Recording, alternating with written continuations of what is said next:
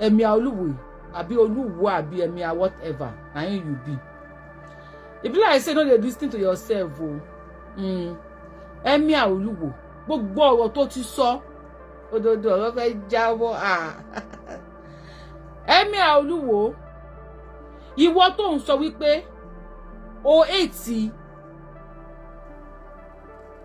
traditionalist, o hate Borisha with passion.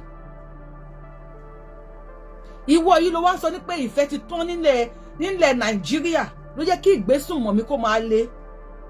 Ìjọ́ tí wọ́n ti ń pààyàn ní Nàìjíríà, Olúwo wọ́n pa over 100 and something ní Nàìjíríà ní Kwara State. Oh, bọ́tà sọ̀rọ̀.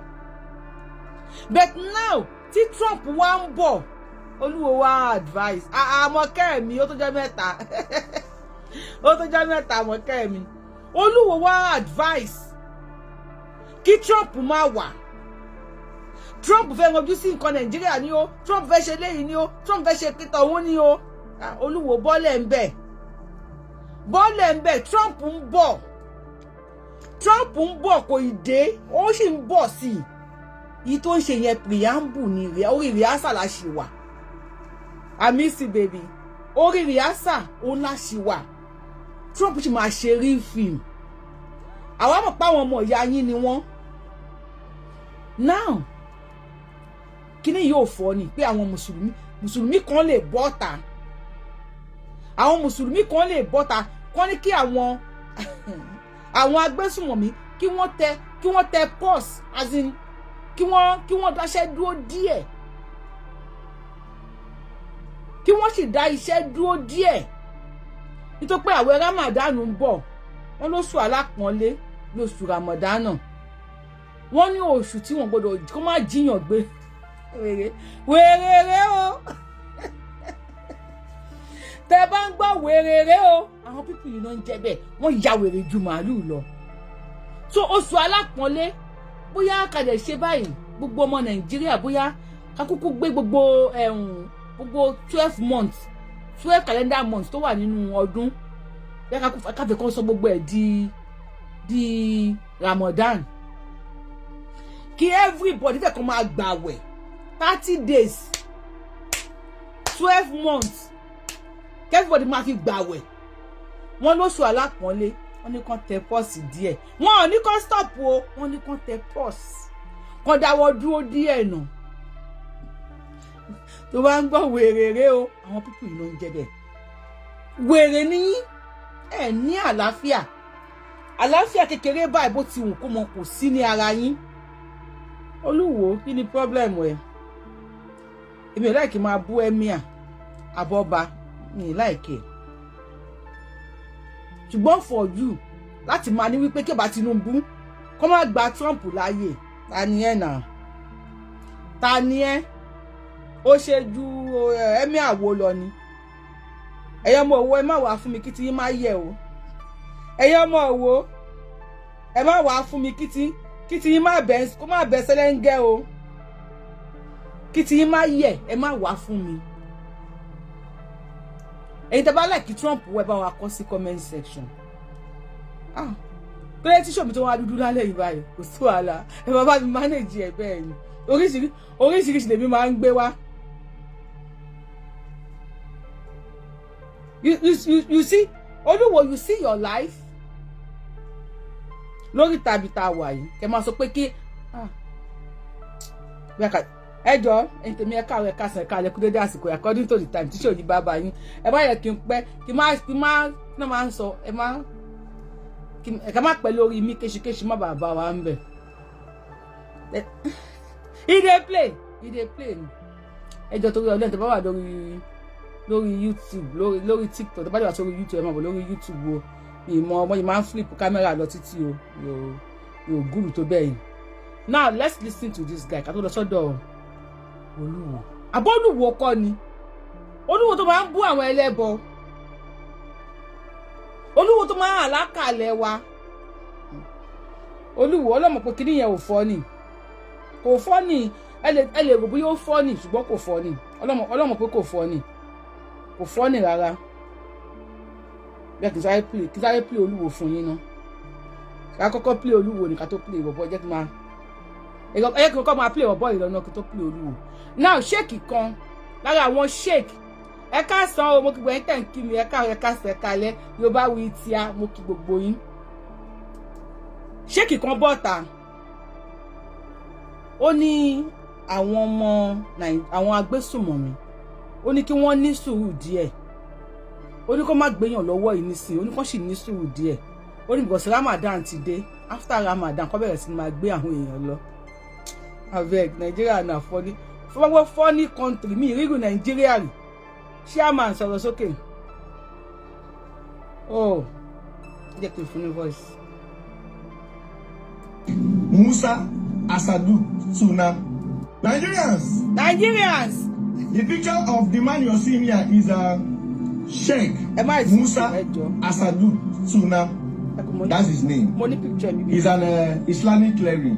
According to reports, this Islamic cleric here just made a public statement.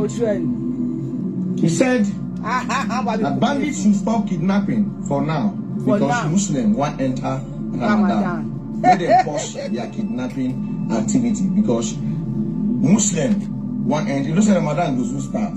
I think I see from February 19, Ramadan will start. So he's telling the gbogbo àwọn Ramadan máa bẹ̀rẹ̀ wọn ọmọ déètì àwọn tó sì ń jà lọ́wọ́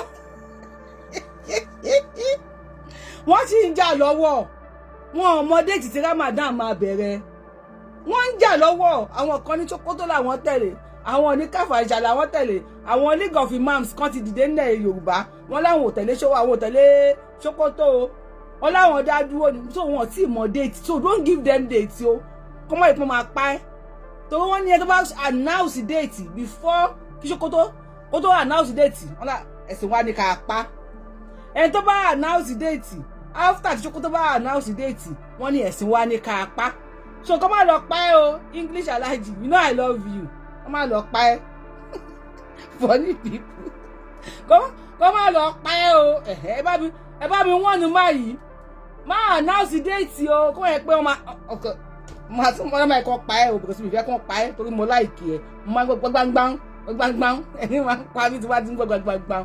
Now let's listen.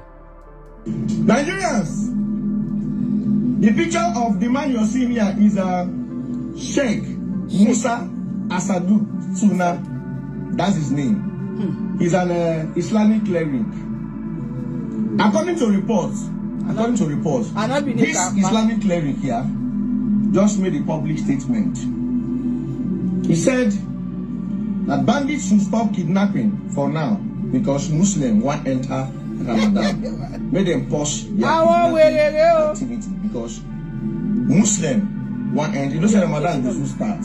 I think I see from February 19, Ramadan will start. So he's telling the bandits to stop kidnapping because Muslims want to enter into Ramadan. They want to start fasting. You can imagine the kind of statement where a sheikh like these people they put out. The funny part is that these people they command a large number of followers. They command large number of see the kind of statement making when you just drop. If Nigeria are a working country, if this country are working country, you see this sheikh, they would have invited him to clarify this public statement that he made. He could clarify him, like, what do you mean? So you mean that after the Ramadan they can continue? Let them continue. So after the Ramadan they can continue kidnapping. So because it's Ramadan, they them poor. Can you just imagine that kind of statement? Or is there a place in Islam where they say post evil when it is a Ramadan? Evil must be post. Ìyẹn show fún wa wípé àwọn tí wọ́n ń jí gbogbo ẹni tó sọ pé àwọn mùsùlùmí kan náà ń jiyàn gbé ṣe bẹ́ẹ̀ gbọ́n kan ti ṣe kì í sọ ó ní Ramadan tí ń bọ̀ kí wọ́n pause as in kí wọ́n hold on for now ó ní kí wọ́n hold on for now wọ́n máa jiyàn gbé wọn for now ni o not take wọ́n máa jiyàn gbé láéláé o wọ́n ní kí wọ́n hold on for now wèrèrè o bẹ́ẹ̀ bá ń gbọ́ wèrèrè o ṣé wèrè wá kọ́ eléyìí hold on for now. English Alhaji continue. Once it is fasting, or Ramadan. And once that period is over, it will continue. Is there a place in Ramadan? Is there a place in Islam where something like that? There is tekiya in Islam. Tekiya wa. Ẹ mú wọn, ẹ bá dè wọ́n ní bùbá, ẹ gbowó ìtanràn lọ́wọ́ wọn. Ó wà nínú Quran. Ẹ kàn mú wọn. Ẹ pa wọ́n ní pàṣípàyọ. Ẹ rẹ́ ọrùn wọn. Ó wà nínú Quran. Ẹ rẹ́ wọn lọ́rùn. Ẹ pa wọ́n ní pàṣípàyọ. Ẹ bá dè wọ́n ní bùbá. Tẹ́ bá mú wọn, ẹ jẹ́ kí wọ́n sanwó ìtanràn. Mo ti play many videos lórí page mi. Níbi tí wọ́n ti ń sọ wípé ẹni tó bá okay, I don't Fidio yẹn o mi mo bí ó sì wà bíbí.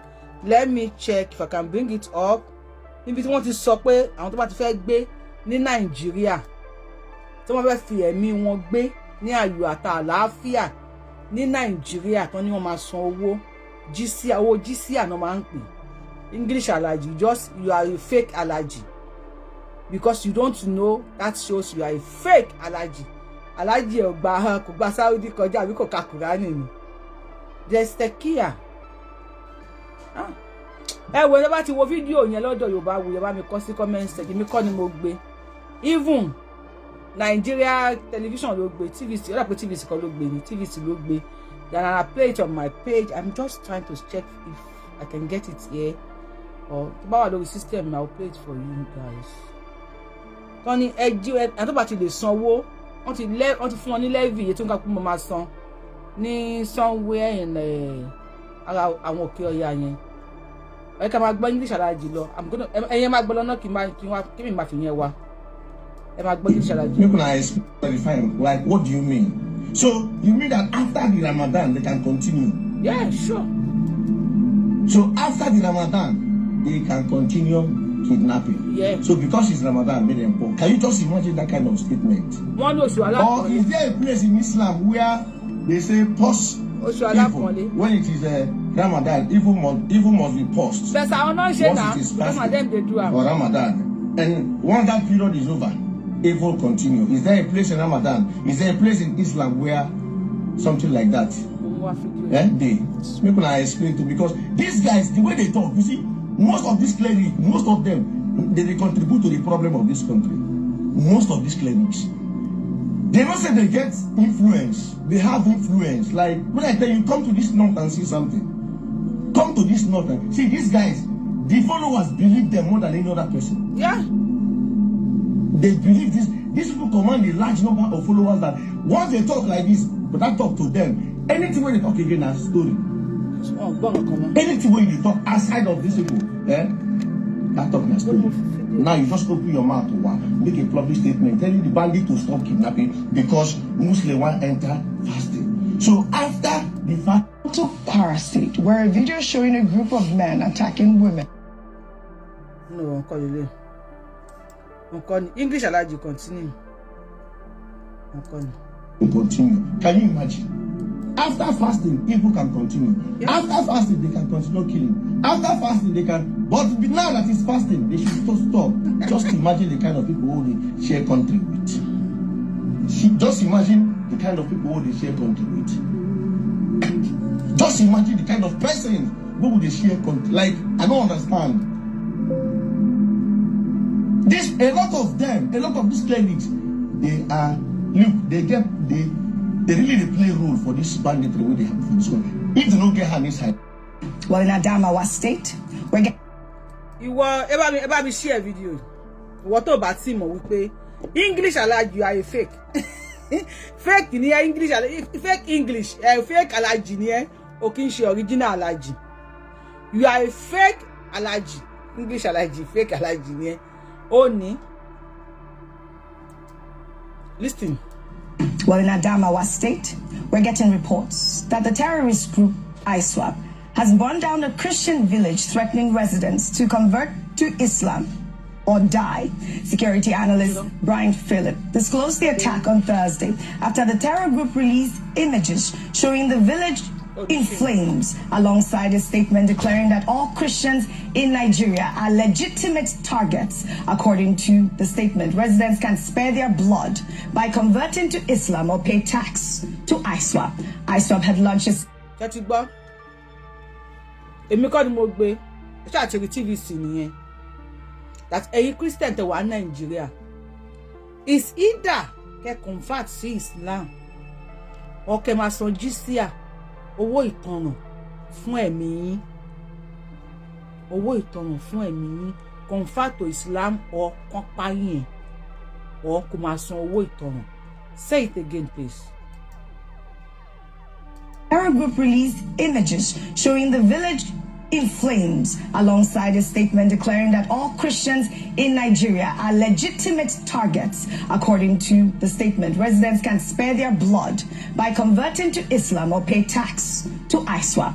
ISWAP had launched a series of attacks on Christian villages in the region in apparent retaliation. So, ka dúró níbẹ̀ yẹn fún ẹ̀yin tẹ́ bá mọ̀ wípé ó normal. Sheikh tó bọ́ta pé kí àwọn èèyàn kí wọ́n san owó ìtanràn pé kí wọ́n ní sùúrù pé oṣù alápọ̀nlé tán wọ́n máa ń pè oṣù Ramadan oṣù ọ̀wọ̀ ó ń bọ̀ ó ní káwọn ọmọ àwọn ní sùúrù náà ó ní kí wọ́n tẹ pause. Ẹjọ́ tó bá jẹ́ pé ìlú tó ń ṣiṣẹ́ kí ló yẹ kí wọ́n ṣe fún Sheikh yẹn. Sheikh tẹ́ ń wò yìí ó ti lọ many times lọ meet àwọn boko bóyá òun náà máa ń ṣe bí gúnmí bóyá jẹ́ àwọn èèyàn gbé òun náà máa ó ti yé yín tó bá pẹ̀lú tó ń ṣiṣẹ́ ni kí ni wọ́n lè ṣe fún tó bá pẹ̀lú tó ń ṣiṣẹ́ lèyàn ti bọ́ta pé ẹ̀yin tẹ́ ń jiyàn gbé o ẹ̀yin tẹ́ ń pààyàn o for now o ẹ̀tẹ̀ pause oníkan tẹ̀ pí wọ́n lè bá wa share video ojúmọ́ ni kí tó máa rán mi létí wọ́n lè bá wa share video oníkan tẹ̀ pí ẹ bá wa tẹ̀ thumb up lórí show yìí báwo ti yan bí wọ́n ń tàtí wọn máa wà yan tàtí máa tẹ̀ thumb up kí ló dé àwọn máa sọ yẹn fún ilé ojúmọ́ ni ara ń kan mi o mo gbé fídíò kan sórí YouTube láàárọ̀ yìí God bless President Ibrahim Traore ó dùn mí pé fídíò yẹn ò rìn ó dùn mí because tá bá ṣe short video àwọn important kíní tá bá jù sórí YouTube ó dùn mí pé fídíò yẹn ò rìn I don't know why but I don't bother very very information yẹn as at now ó yẹ kí Tinubu ti rí fídíò yẹn as at báyẹn sọ̀rọ̀ yìí ó yẹ kí Nigeria politicians kí wọ́n ti rí fídíò yẹn lórí YouTube Yorùbáwùyí ó wà ń bẹ̀ bí a ló ti wọ 2000 látàárọ̀ tí mo ti sọlẹ̀ bóyá ló ti wọ 2000 I'm gonna be playing my part. They supposed to bundle him they supposed to have bundled him. Ẹ wo ọ̀rọ̀ tí Sheikh olórí ẹ̀sìn ṣe wá láwọn àwọn ọmọ tó dẹ̀ ń tẹ̀lé wọ́n believe nínú Ọlọ́run sọ pé ànábì sọ pé Ọlọ́run sọ pé ànábì sọ pé wọ́n believe nínú ẹ̀ burúkú ó ní kí wọ́n pause for now kó má jiyàn gbé for now until further notice tó má parí Ramadan. So Sheikh English Alhaji tó ń béèrè pé ṣé ó wà nínú Islam ó ní mo ti gbé wá fún ẹ yìí o. Now Olúwo náà ń sọ̀rọ̀ Olúwo advice Nigeria government nítorí pé Trump sọ pé òun ń bọ̀ again Olúwo ní kí Trump má wà Olúwo wọ́n pa 160 something or 170 something ní Kwara State ó gbé agbádá gẹ́gẹ́ bí ọba ilẹ̀ Yorùbá ṣọba tiẹ̀ ní emir ní ẹ̀ṣá. Now ó wá ní kí Trump má wà ẹgbẹ́ ẹ̀ tó bá fẹ́ kí Trump wá sí Nàìjíríà ó tún wá ṣe kinní yẹn fún wọn ṣe kinní yẹn fún wọn ẹ bá wa kọ sí comment section ẹ tó bá dẹ̀ fẹ́ kó wá náà ẹ bá wa kọ sí comment section pé ká kú fún wa ní reason ẹ jẹ́ ká Olúwo tó yẹ pé ẹ kọ́kọ́ play no ẹ kọ́kọ́ kan tó Aláròyé sọ nípa ẹ̀ nù. Aláròyé máa wí o. Nítorí Trump Olúwo ránṣẹ́ ìkìlọ̀ sí ààrẹ Tinubu. Olúwo láyà ó ń kìlọ̀ fún Tinubu. Olúwo sólúwo ní ṣá àbí emir wo Rashidi emir wo sọ̀rọ̀. Ó ti ìlú Ìwó nípínlẹ̀ Ọ̀ṣun Ọba Abdulrasheed Adéwálé Àkànbí àbí emir fún ààrẹ Bọ́lá Tinubu láti má ṣe fàyè sílẹ̀ fún oore ẹ̀kẹ́ẹ̀dẹ̀ tí ààrẹ ilẹ̀ Amẹ́ríkà Donald Trump ń ṣe fún orílẹ̀-èdè yìí báyìí látàrí ìkọlù àwọn agbébọn pàápàá lágbègbè Wóró nípínlẹ̀ Kwara. Ọba Àkànbí ṣàlàyé pé kò sí orílẹ̀-èdè kankan ní ìwọ̀ oòrùn tí inú wọn dùn sí bí àlàáfíà ṣe wà ní Nàìjíríà. Olúwo lálàáfíà wà Nàìjíríà. ẹ má dá kẹ́ẹ̀dúà. Olúwo ó ní àlàáfíà wà Nàìjíríà, ó nílùú àwọn Amẹ́ríkà ń kó, ó nínú wọn ò dùn sí bí àlàáfíà ṣe wà Nàìjíríà. Abẹ́ ẹ̀rọ Ọlọ́run. Olúwo àlàáfíà wà Nàìjíríà lóòótọ́. Ọmọ ìka àlàáfíà di fíafíà. Too late, Trump is coming. Emir Ìwó, Trump ń bọ̀. Ó ń bọ̀ torí tẹ̀yìn bá ṣe eré, ọ̀ntẹ́gun bá jóore, orí máa yá atọ́kùn. Tẹ̀yìn tá a pè ní ẹ̀yìn bàbá wa, because àpèrè àwọn bàbá wa ló jókòó sí. Àpèrè àwọn bàbá wa ló wà. So mi ní disrespect ẹ. Tẹ̀yìn tá a pè láwọn bàbá wa, tó bá ṣe eré, tí wọ́ tó pèrè ní Olúwo tó máa jókòó láàárọ̀, God bless. Tó ring light. Mi rí pé ọba ní ring light rí. Ọwọ́ tó ring light lójoojúmọ́. Àwọn oníṣẹ̀ṣe yẹn kíní kan mo ìtì ṣèṣì with passion. Trump dey come o. Wàhálà Trump dey come lóòótọ́. Trump dey come. Trump ń bọ̀. Mi mọ̀ bí tí ẹ tó pèrè ní ọba á jókòó. Tó ring light. Má ṣe bàṣà lórí show àbí lórí Fidio every day. Olúwo ní ó ní àlàáfíà wà Nàìjíríà. Ìjà àdúpẹ́ fọ́lọ́run pàlàáfíà tí ẹ wà. Trump kọ́ mo àwọn èèyàn ní kí Trump máa bọ̀. We need Trump. We need him. Tó bá pẹ́ fẹ́ wá dá wàhálà lẹ̀ náà ni. Nǹkan kújọ máa forí ko ni. Tó wàhálà tó wà ńlẹ̀ ńsìn ẹ ti rí pé tádíkà nìkan ló ń jẹ ìyà yẹn. Tí Trump bá dẹ̀ wà tó pé ó fẹ́ wá dá wàhálà lẹ̀ náà ni. Tó máa kẹ̀yìn olówó náà. Ó máa kẹ̀yìn ọmọ, máa kẹ̀yìn ìjòyè. Ó máa kọ politicians, ó máa pa everybody. Tó fẹ́ wá jí nǹkan wa kó náà ni ẹ jẹ́ kókó. Ìgbà tí ò tí ì kó ṣáwọn ọmọ ìlú benefit. Àwa lẹ́yìn òdì. Ayé ń tan yítà máa bẹ́, là ń tan èsì sára, à ń gba ilé. Trump ń bọ̀. Ẹpọn oníkálukú máa gbóná. Ẹpọn yín máa yọ eruku. Ẹpọn anybody ó máa yọ eruku. Anéponlé à ń jẹ àtẹ́. Àbí aníyọ̀nlé à ń jẹ àtẹ́. Anéponlé à ń jẹ láfunfun. A ní nǹkan àlùmọ́ọ́nì tó ṣe sọ̀rọ̀ ajé, alọ́nṣọmọ ọ̀dọ̀ lẹ́yìn òdì. Ẹ wo ẹni tójú ẹ ti fọ́ ni kò ní kọ̀ láti fọ́ àwo. Pẹ́pẹ́ tó mọ̀ wá kó ẹ̀yin ọba náà wá bá wa mi bí ẹ máa ṣe security. Èyí tó wá ń lo òyìnbó ní diaspora ṣe fara mọ́ kí Trump wá kó gbogbo everybody. Àjọ máa ṣe security, àjọ máa gbégbé, àjọ máa gbé tọ̀, àjọ máa gbé anything. Kò sẹ́yìn bá ṣeré ni tẹ́ ẹ ṣe dáadáa, tẹ́ ẹ fi discrimination sí. Kò ní lè báyìí, a máa sá káàkiri from America to London. Ẹlòmíì ti kúrò Nàìjíríà sí, ó lè tó 40 years. From Europe to kíní gbogbo ìlú Europe ló ti tọ̀. Tí wọ́n tó wáyé pé ìlú dání, ní gbogbo wa ò ní wálé. Ẹ̀yin wèrè burúkú. Trump wá kọ́ anybody. Má wulẹ̀ gbé plane wa, gbé ọkọ̀ ojú omi wa. Àtọ́ba àti ìjòyè. Trump wá kó anybody. Wá kó anybody lọ sọ̀rọ̀. Ọ̀nà tí wọ́n bá ti lè gbà láti dá omi àlàáfíà náà rú ni wọn yóò máa wá.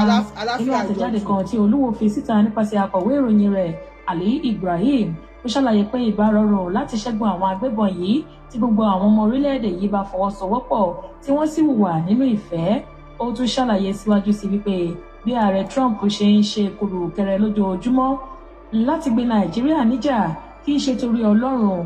Ó ní àfojúsùn kan tó ń wá ní Nàìjíríà ni. Àfojúsùn tó bá ń kó wa wá ní Nàìjíríà. Ó yá. Ẹ pa lálẹ̀, ẹ pọ̀ bá kẹ pa baálẹ̀, ẹ pa gbogbo àwọn ìjòyè pátápátá àtàwọn tẹ bá ń bẹ̀.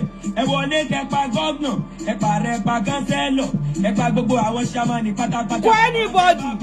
Trump. Ẹ lọ sórí íńtánẹ̀tì. Kó anybody. Ẹ pa gbogbo influencer. Anybody. Ẹ pa kọ̀mẹ́tì àtolórin pátápátá àtàwọn tẹ bá ń bẹ̀. You confirm every case. Ẹ pọ̀ bá kẹ pa baálẹ̀, ẹ pa gbogbo àwọn ìjòyè pátápátá àtàwọn tẹ bá ń bẹ̀. Ẹ wọlé Trump, ẹ pa lálẹ̀, ẹ pọ̀ bá kẹ pa baálẹ̀, ẹ pa gbogbo àwọn ìjòyè pátápátá àtàwọn tẹ bá ń bẹ̀. Ẹ kó anybody. Trump kó anybody. Ẹ kọ́ máa bọ̀ wá bá wa mi bí. Ẹ máa bọ̀. ẹ máa bọ̀ bíbí ẹ máa bọ̀ wá bá wa àjọ máa clock in clock out ni àjọ máa ṣe shift ni ẹ má bọ̀ kẹ́ wá gba heat sára ẹ má bọ̀ kẹ́ wá gba AC ẹ má bọ̀ kí snow ga bí òkè báyìí tí pé fẹ́ san bill kẹtorí bọ̀ ìrìnàjò lọ kó yàrá ya anybody lọ kó pọ̀nrímọ́pọ́pọ́n yàrá anybody ẹ kó wọn máa kó wọn bọ̀ à ń retí àwọn máa fún yín ní overtime ọlọ́run tó bá ṣe 40 hours yín tán a máa tún fún yín overtime tẹ́ máa ṣe then ẹ máa mọ̀ wípé téèyàn bá ní nǹkan máa ń value ẹ̀ ní àwọn doctors mo ní ẹ̀tajọ́ ta tíkẹ́ẹ̀tì ní títì animal doctor ní pet doctor àbí kí ni wọ́n máa ń pè wọ́n ó mọ̀ nǹkan tó lọ kà ní school nìyẹn tíkẹ́ẹ̀tì ló ń tà ní Times Square àjọ ń gbé signboard sáyà ni tíkẹ́ẹ̀tì ọ̀pọ̀ náà fọ bus ticket ó ṣe bẹ̀rẹ̀ kò tó kọ́kọ́ dé àdé táìmù ọ̀run mo ní ìwọ tó bá fi rìn lẹ́ẹ̀mejì tí gbogbo ẹsẹ̀ ẹ wú tó dédé tó lọ kẹ́sẹ̀ sínú omi gbóná ògún gbọ́ òníde táì lẹ́lẹ́kẹta báwo ni o ṣe àtẹ̀gbọ́tà wà tá àti ẹ̀kàwé tó nǹkan àwọn ọmọ mi tó wá wà ní tó bá bẹ́ẹ̀ lómi pàdé lórí títì báyìí wọ́n máa jẹ òyìnbó lẹ́nu ní wọ́n wà ní títì àjọ ń ṣe tíkẹ́ẹ̀tì àjọ ń gbégbégbétọ̀ àjọ pàdé nínú shift nínú tírẹ́ẹ̀nì wàá fàkì ní borí báyìí ní eré gẹ́gẹ́gẹ́gẹ́gẹ́gẹ́ oníkálukú sá lọ wọ́n máa rù yín wá bá wa níbi bíi wọ́n á rù yín wá bá wa níbi bíi Donald Trump pa anybody sọ̀rọ̀. ọba àkànbí fi kún wípé bí àwọn ọmọ orílẹ̀-èdè yìí ṣe sọ ọ̀rọ̀ ìṣekúpani tó wáyé lágbègbè ìwòrò nípínlẹ̀ Kwara láìpẹ́ yìí di ọ̀rọ̀ òṣèlú àti ti ẹ̀sìn ó jẹ́ nǹkan ìbànújẹ́ fún òun. ó máa jẹ́ bàtọ̀ ìbànújẹ́ fún ẹ náà ni is now defending pé kò kì í ṣọ̀rọ̀ ẹ̀sìn. Olúwo is defending wípé kò kì í ṣe ọ̀rọ̀ ẹ̀sìn. I have the video here níbi tí ọba Kwara fúnra rẹ̀ nígbà tó lọ síbẹ̀ quarter job okay God bless ọba mi ọ̀tẹ̀ ọba Kwara fúnra rẹ̀ sọ lẹ́nu. I have the video here. I have played it before and I may play it on this show again. ọba Kwara fúnra rẹ̀ ọba ẹ̀múlọ́ba governor Kwara state Abdulrahman Abdulrasaki ó ní ìgbà tí wọ́n dé wọ́n ní kó gba sharia wọ́n láwọn ò gba sharia ló jẹ́ kí wọ́n pa wọ́n. You are now defending this pé wọ́n sọ di ọ̀rọ̀ ẹ̀sìn wọ́n sọ di ọ̀rọ̀ ẹ̀sìn wọ́n sọ kinní kan kò ń ṣọ̀rọ̀ ẹ̀sìn ọ̀rọ̀ ẹ̀sìn ni ẹ̀yin èèyàn mi ọ̀rọ̀ ẹ̀sìn ni àbọ̀rọ̀ ẹ̀sìn kọ́ ọ̀rọ̀ ẹ̀sìn ni we dey here à ń dúró dè ní bíbí oríta kí ni máa ń jà kí ni máa ń fa já òun lájọ wà pẹ̀lú ara wa sọ̀rọ̀.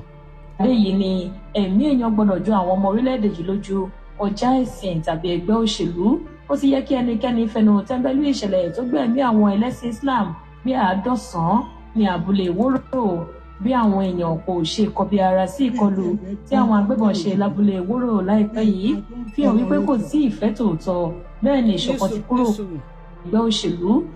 ẹ máa gbọ́ Olúwo ẹ̀kọ́ tó lúwo sọ wa kí ló ti ṣẹlẹ̀ lórí YouTube ẹ tún ti bẹ̀rẹ̀ lórí YouTube kí ló ti ṣẹlẹ̀ lórí YouTube ṣáwọn èèyàn sí nílé ni ẹ̀yin tẹ́ bá kọ kọ́mẹ́ǹtì ṣẹ́ ìsínlẹ̀ lórí YouTube ní tẹ́ bá ti sí nílé àtẹ̀tẹ̀ ya parí iṣẹ́ o tẹ̀tẹ̀ ya parí iṣẹ́ bá wa share fídíò yìí. Most of us are under God bless you unemployed àwọn tó kàwé Nàìjíríà wọ́n wà bẹ́ẹ̀ wọn ò ríṣẹ́.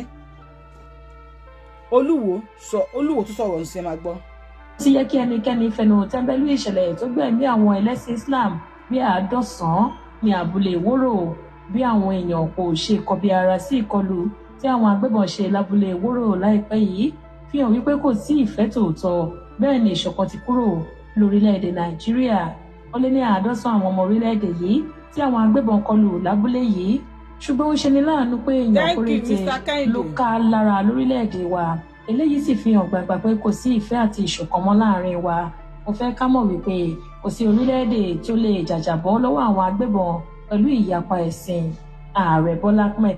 pẹ̀lú ìyapa ẹ̀sìn mo bá gbọ́ nǹkan tí Olúwo sọ pẹ̀lú ìyapa ẹ̀sìn Olúwo sọ̀rọ̀ jẹ́ káwọn èèyàn gbọ́ nǹkan tó sọ.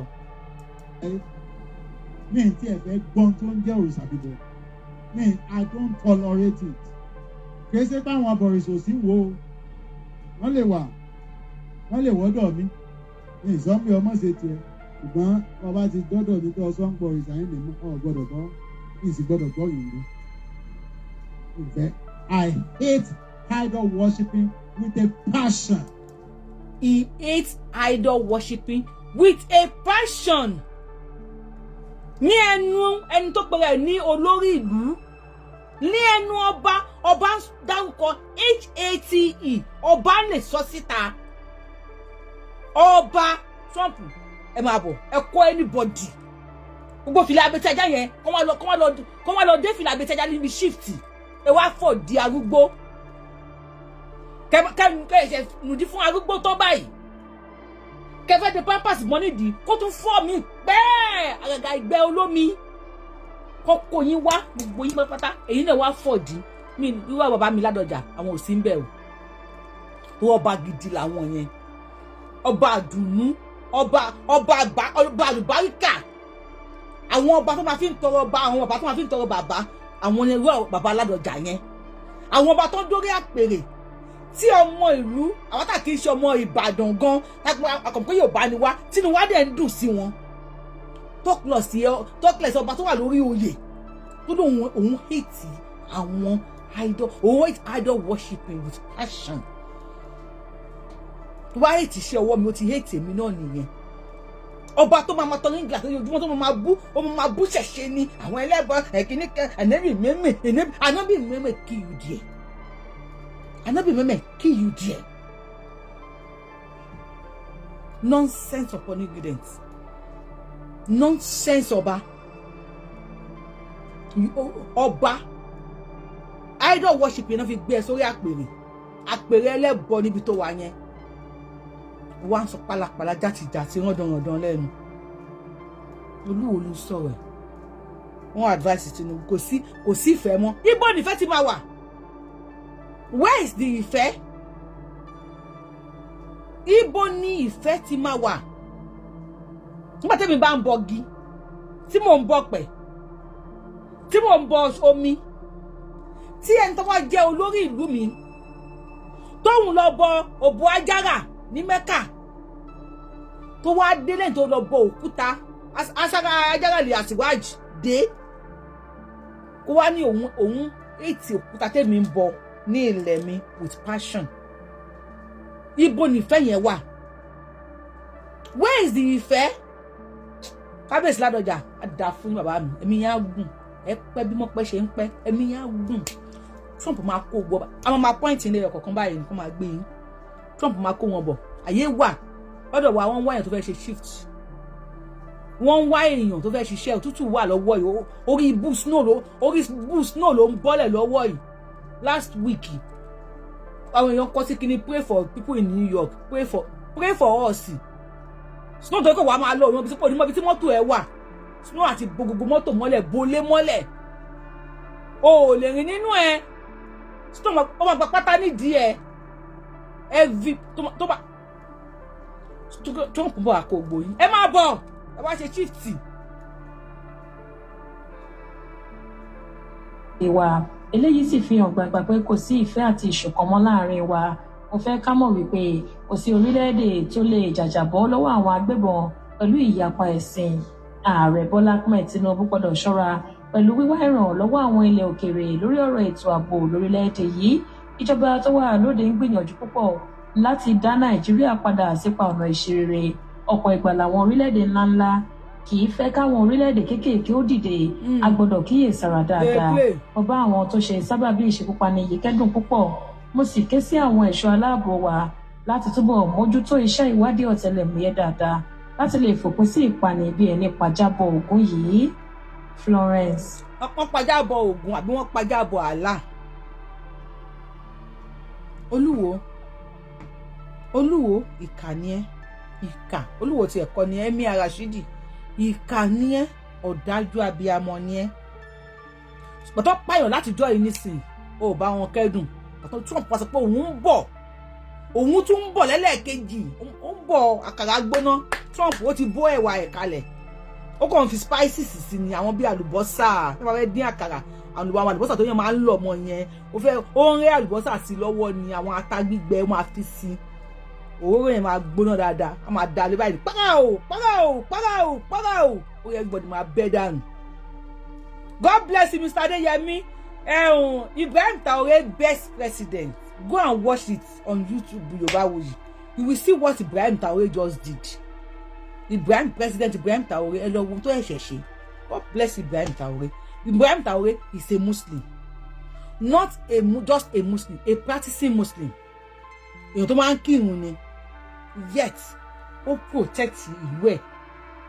Ní last time, wọ́n fẹ́ gbé mọ́ṣáláṣí wá fún, wọ́n fẹ́ kọ́ mọ́ṣáláṣí 200 sílùú ẹ̀. Àwọn Saudi, ó lóun ò fẹ́. Ó lóun ò fẹ́. Ó ní kán fi owó yẹn kán fi kọ́ school sílùú. Mo àlè játijàti. Wọ́n pàjá bọ́ àlà. Wọ́n yìí pàjá bọ́ àlà. Now, ẹ tó wà lórí TikTok mo fẹ́ gbé yín wọlé but mi lè gbé yín wọlé torí kò sí kíní bẹ̀ kí ló máa ń pè power tap so tí máa gbé yín wọlé kàn máa drop ni ẹ wà lórí YouTube ẹ jọ ẹ bá wa tẹ thumb up lórí YouTube or yes màmá rojọ́ ni òun sọ mi ní jẹ́ kẹ́nìbọ̀dì pé wọlé ẹ bá ṣe máa ṣe fúnra wá ń sìn nìyẹn ẹ bá wa kọ comment ẹ bá wa share video ó yẹ káwọn èèyàn ti wọlé sórí show yìí kí mi máa rojọ́ kẹ́yìn wá kẹ́ wá jókòó kẹ́ máa wò mí lásán no go possible. Kò ṣe ìlọ́gọ̀ possible kò ṣe. Kí láǹfààní wọn mẹ̀kúnnù ń jẹ God bless you mẹ̀kúnnù kọ́ ń jìyà ìyà tó dẹ̀ máa jẹ ẹ̀yin olówó náà ní Nàìjíríà yẹn ìyà yẹn wà ní gym Ọlọ́run ògún gbọ́ aláì ó ń build lọ́wọ́ ni tó bá jẹ ẹni tó bá yó tó ṣe bicep tó ṣe tricep tó bá mú yín sanwó jẹ yín àgbẹ̀ ìyà tó ń jẹ tálíkà lọ́wọ́lọ́wọ́ báyìí ó ń bọ̀ wá bẹ́ẹ̀ yẹn náà á jẹ ṣé gèsè ńlá owó tí Trump bá rí ní Nàìjíríà kó máa kó lọ gbàtí ò tí ì kó tó wúlò fáwa ni ṣáwa jẹ́ ń bẹ̀ ni ṣáwa àwa gbàtí Trump ò tí ì kó tó wúlò fáwa á jẹ́ ń bẹ̀ ẹ sọ school ọ̀fẹ́ tẹ́ ẹ kọ́ fún wa àwọn ọmọ tálíkà gbogbo yín lẹ jàǹfààní bàbá Awólọ́wọ̀ èmi náà jàǹfààní bàbá Awólọ́wọ̀ ẹ kọ́ hospital ọ̀fẹ́ kílíníkì la máa à ń lọ kílíníkì ọ̀fẹ́ ni ẹ sọ ìtẹ́ ẹ kọ́ fún wa kò tún wá sí security ìlú lé bẹ́ẹ̀ máa ti jókòó ẹ̀ níṣẹ́ ẹ̀ láàbọ̀ lẹ́yìn kẹtọ ring light àwọn bí wọ́n ti monetize page Olúwo náà aláraka.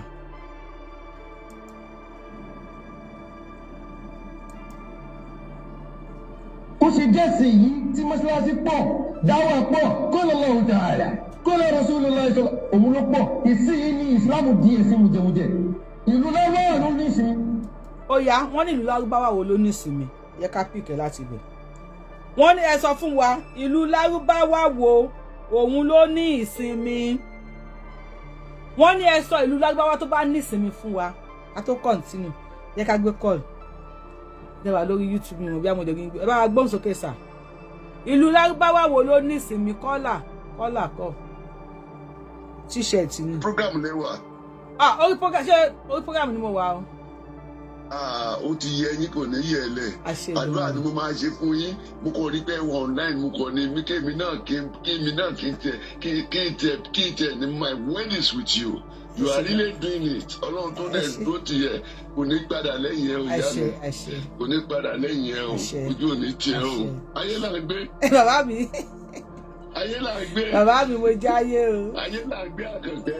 Àbẹ̀ní àtúntò mi lórí kìsì ó ti dà kan ní àṣẹ Ìdùmarè. tẹ́fàdà wà lẹ́nu bí tùkẹ́ pè mí ṣe ti gbọ́. ó dà bó ti gbọ́ sá ẹ ṣeun. God bless you God bless you God bless you.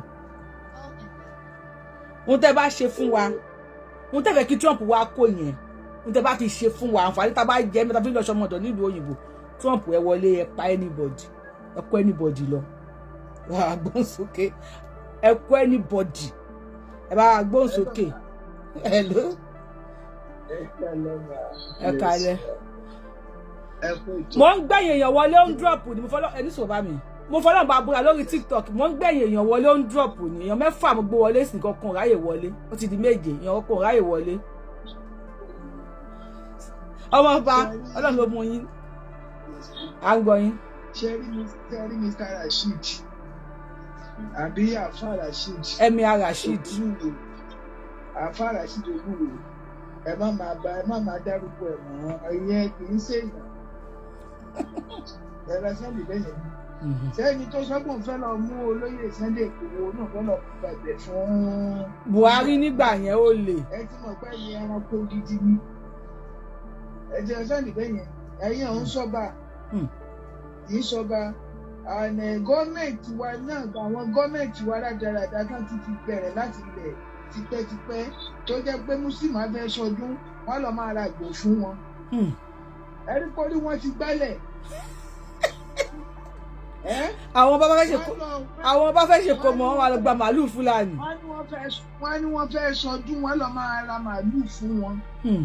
wọ́n máa pín màálù káàkiri wọ́n máa gbé màálù káàkiri gbogbo bí táwa wà ní báyìí sórí bẹ́ẹ̀ ni. ẹni tí tẹ bá fẹ́ ṣe bí tẹ ti ń ṣiṣẹ́ nǹkan tó bá fẹ́ kú fún yẹn máa kú fún everybody ni. kì í ṣe pé bóyá olówó kan olóṣèlú kan náà máa lọ máa gbé màálù 5 fún màálù 10 fún. ẹ̀rọ sẹ́ni bẹ́ẹ̀ yẹn mo wà lẹ́gbẹ̀ẹ́ Bísí Àkàndé ẹgbẹ́ ilé ẹjọ́ fẹ̀gbẹ́ ti ráńgbà kan ni ìgbà tí wà nígbà ọdún Muslim báyìí màálù tó máa gbà àgbò tó máa gbà ó máa lé 200 ẹnìkan ṣoṣo àwọn ọlọmọ aláríkọ́ lọ́ọ́ máa kó sáré síta àwọn Fúlàní àwọn yẹn kan ló ń sin Fúlàní náà àwọn idiot máa this man Bísí Àkàndé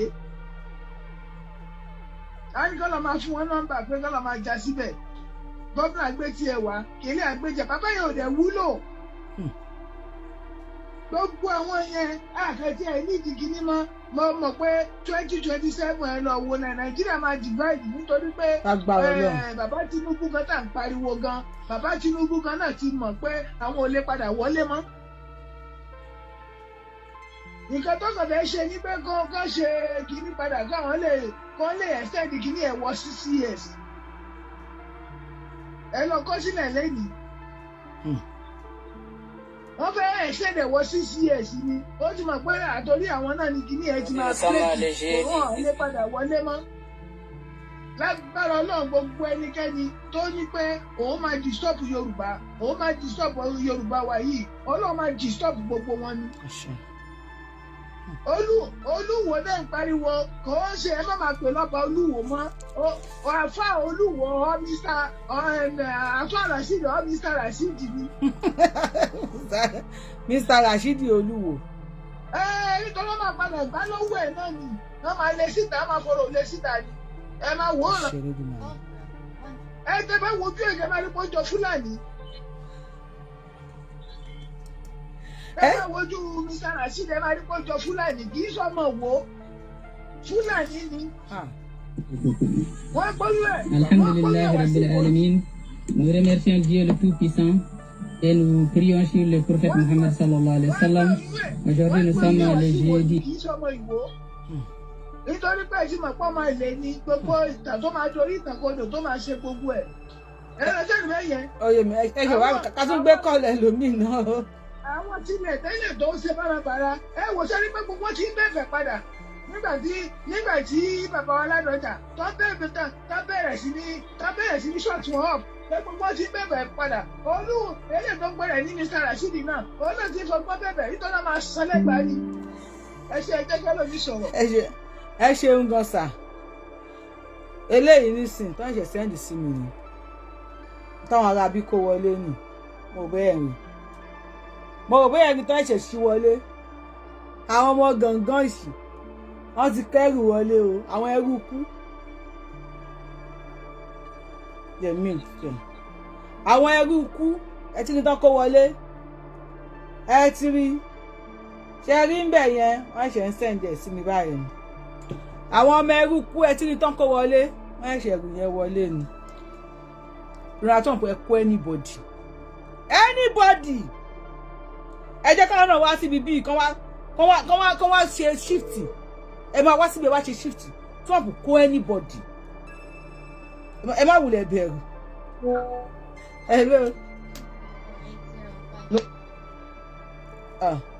hello sir. Hello. Yes sir.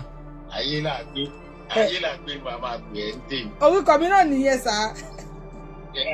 Òun náà ni mo sọ Yorùbá wuyì náà ni ìyẹ́ ò ní wọ mi lágbára náà. Àṣẹ. Ṣé rí mi ò tẹ́ bá tọ̀rọ̀ bá ti dọ̀rọ̀ Emir Ìwó ẹ má máa sọ̀rọ̀ ẹ̀ mọ́. No, ọ̀rọ̀ tó ń sọ ó ń sọ bí ẹni wípé àwọn Muslim kan ni wọ́n ń ṣiṣẹ́ yẹn ó ní àwọn èèyàn wọ́n jẹ́ kí ẹ̀hún kí lórúkọ ẹ̀ kó kúrò ní ìlú. Ó ní wọ́n ayọ̀ ìfẹ́. Ó ní Nigerians yọ ìfẹ́ kúrò. Tani wọ́n kọ́ yọ ìfẹ́ yẹn kúrò nílẹ̀ Yorùbá kì í ṣòun ni. Òun náà ni mò ń sọ torí bẹ́ẹ̀ náà mo ṣe ní kẹmọ́ tẹ̀ máa dárúkọ ẹ̀. Trump lè wo ṣó ẹ̀ wọ́n dẹ̀ wo eléyìí náà so Trump máa mọ̀ pé òun gbọ́n alágbàákò. Tó bá sí bẹ́ẹ̀ ni wọ́n lé Fúlàní ó ní káwọn Fúlàní máa bọ̀ nílùú ọba Fúlàní ló jẹ náà ọba Fúlàní ló jẹ àmọ́ èmi nígbàgbọ́ ikú gbogbo wọn máa jìyà àwọn gómìnà wa àtàgbà Adélékè òun lè ní bílẹ̀mù torí pẹ̀lú gbogbo nǹkan tó ń ṣe ó yẹ kán ti lè kúrò níbi tó wà yẹn.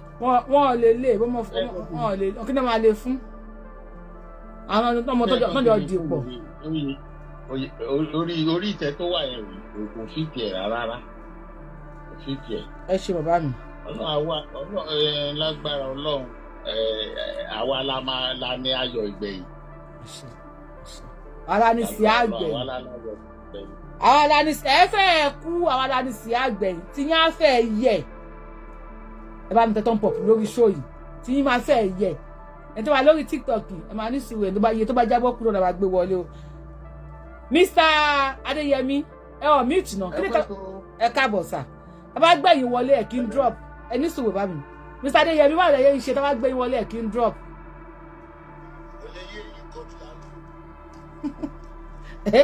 Kóòdù lẹ́ ń lo abẹ́ ń power tap.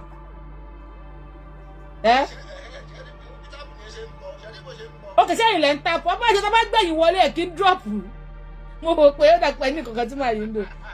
Ẹ bá gbọ́ sókè. Ẹ kú ètò. Àjọ ń ṣètò ní sà. Ṣé rí Ọlọ́run àtúbọ̀ bá wa tú àṣírí gbogbo àwọn ọ̀tá ilẹ̀ Yorùbá. Àṣẹ. Kì í ṣe ìṣẹ̀ṣe ní ọba Olúwo ló ń bájà. Ó ń ṣe iṣẹ́ fún Sátán Sokoto. Àṣetánì Sokoto. Pẹ̀lú àwọn Gumi àǹkó. Àbóyè yín sìn. Bẹ́ẹ̀ni.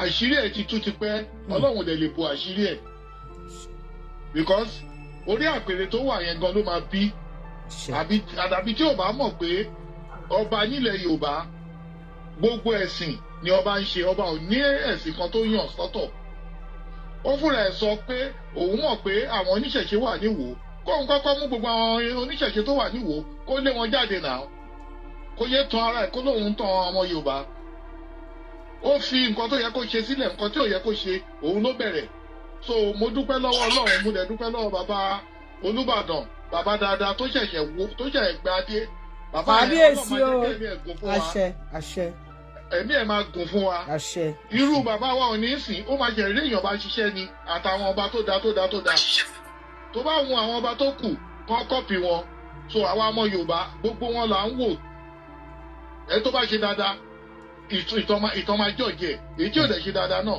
ìtàn máa jọ̀jẹ̀. ẹ ṣe bàbá mi. òun kò níṣẹ́ kò lábọ̀ ó ń kágbádá orí burúkú kiri kí ní dé tí ò máa wọjà làbí àkáàkiri. àbí kò ṣiṣẹ́ kò pé ẹrú Saudi ni. kò ṣiṣẹ́ kò ṣàbọ̀. kò ṣiṣẹ́ kò ṣàbọ̀. bóyá ti monetize page ẹ̀. kódà ó bẹ́ẹ̀ lè sọ pé kọ́ gbé contract gold tó wà nílẹ̀ Yorùbá fóun kó jẹ́ òun ló máa wà ó lè. ẹ ṣe bàbá wa ẹ ṣe gan. aláyé bàjẹ́ kó padà wá sí Canada kóun náà wá yá òtútù Canada ló ṣáà ti kúrò tẹ́lẹ̀. Bẹ́ẹ̀ni. Ó délẹ̀ Yorùbá ó ṣòṣe olóhùn ṣe kò ní ṣoríire. Ó dà ọ́. Ó dà ọ́ sọ. Ó ṣe jẹ́sìn yìí tí mọ́ṣáláṣí pọ̀ dáwà pọ̀ kó lọ́lọ́run ta'ala kó lọ́ Rasulullah sọ òun ló pọ̀ ìsìn yìí ní ìsìlámù di èsì mùjẹmùjẹ. Ṣé ẹ máa mú jẹ ní Quran 9 verse 5. Quran 9 verse 29. Quran 9 verse 129, 124.